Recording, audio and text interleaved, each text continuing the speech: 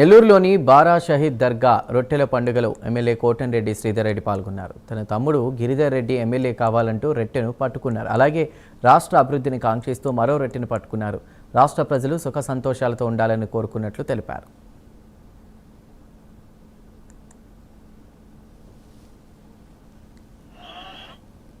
Nellore rural నియోజకవర్గంలో ఉండటం, ఆ రూరల్ నియోజకవర్గానికి నెల్లూరు రూరల్ ప్రజల ఆశీస్సులతో 1-3 సార్లు ఎమ్మెల్యేగా కావడం నా పూర్వజన్మ సుకృతంగా భావిస్తూ ఉన్నా.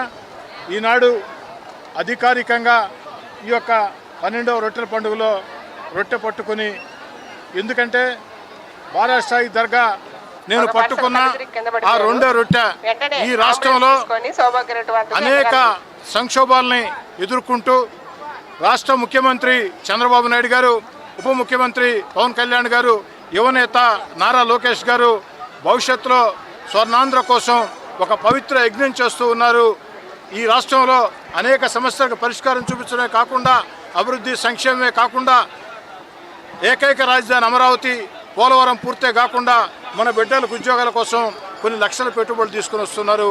ఈ పవిత్ర బారా షహీదుల ఆశీస్సులు ఆ యొక్క చంద్రబాబు నాయుడు గారికి, పవన్ కళ్యాణ్ గారికి, నారా లోకేష్ గారికి ఉండాలని కూడా మరో రొట్టె పట్టుకుని, వారి దయ వల్ల ఈ 2 సంవత్సరాల్లోనే, గత 12 ఏళ్ళుగా నేను ఎమ్మెల్యేగా ఉన్నా, ఈ 2 ఏళ్లలో నేను చేసిన అభివృద్ధి నాకు ఎంతో సంతృప్తిని ఇచ్చింది.